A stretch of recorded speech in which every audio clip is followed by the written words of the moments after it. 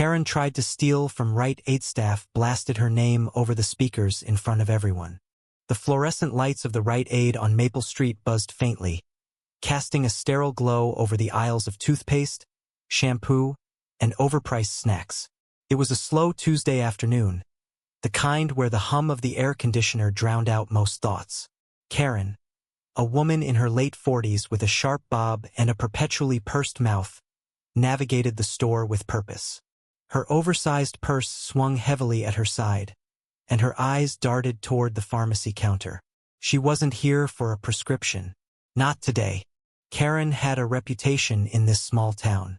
She was the woman who'd argue with baristas over a missing pump of syrup, who'd demand refunds for half-eaten produce, who'd make a scene if her coupon was expired. But today she'd crossed a line.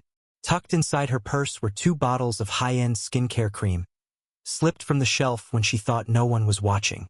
Her heart raced, not from guilt but from the thrill of getting away with it. She'd done it before, small things, nothing major. A lipstick here, a nail polish there. Rite Aid was a goldmine for her sticky fingers.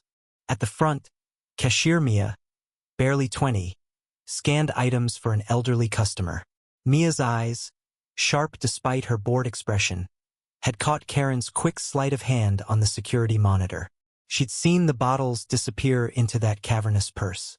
Mia whispered to her manager, Tom, a no-nonsense man who'd worked at Rite Aid for a decade.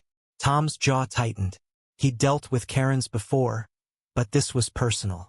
The store had been hit hard by shoplifters lately, and corporate was breathing down his neck. Karen approached the checkout, her face a mask of casual indifference.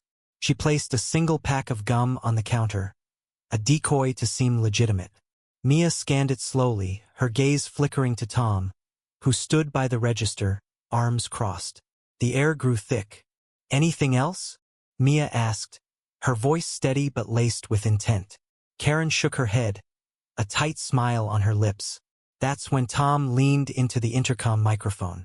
Attention, Rite Aid shoppers. His voice boomed through the store, crisp and unyielding. Karen Thompson is attempting to leave with stolen items. Karen Thompson, please remain at the front. Security is on the way. The store fell silent. Customers froze mid-aisle. A mother with a toddler stopped pushing her cart.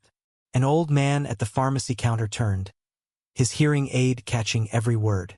Karen's face drained of color, then flushed crimson. Excuse me? She snapped, her voice shrill. This is outrageous. I've done nothing wrong. Her hands gripped her purse, knuckles white, as if she could will the bottles to vanish. Mia stepped forward, her youth belying her courage. Ma'am, we saw you on camera. You took 2 bottles of Olay Regenerist. They're in your bag. The accusation hung heavy, undeniable. Karen's eyes darted to the exit, but Tom blocked her path, his stance firm. The crowd began to murmur. A teenage boy in the candy aisle snickered, pulling out his phone to record. Karen's humiliation was now a spectacle. Then came the twist. From the back of the store, a voice called out, "Wait! Hold on!" It was Sarah, a quiet stock clerk who'd been refilling shelves. She stepped forward, clutching a wooden clipboard with a handwritten note. Karen's theft exposed, justice served at Rite Aid. Sarah's face was pale, her voice trembling. I know her. She's my aunt. The crowd gasped. Sarah's eyes met Karen's, a mix of betrayal and pity. Why, Aunt Karen? You don't need to do this. You have money. You have everything. Karen's defiance crumbled. Her lips quivered, but no words came. The truth was uglier than the theft. Karen wasn't stealing for need. She stole for control, for the rush of bending the world to her will. Sarah's revelation stripped her bare. The woman who'd bullied her way through life was now just a thief, exposed not just to strangers but to family. Security arrived, 2 officers who knew Karen's name from past complaints. They asked her to open her purse. The bottles clinked as she reluctantly complied, her hands shaking.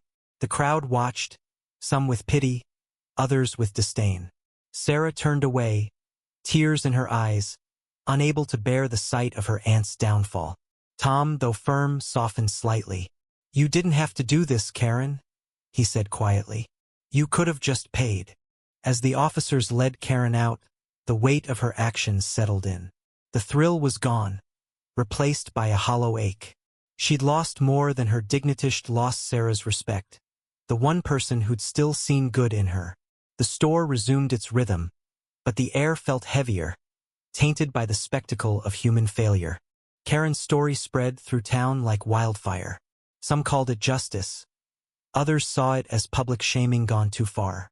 The Rite Aid staff became local heroes, but Sarah quit the next day, unable to face the whispers. Karen faced charges, but the real punishment was her isolation. The town she'd once dominated now turned its back on her. What would you do if you saw someone you loved cross a line? Was the store right to call her out, or did they go too far? Share your thoughts on justice and redemption.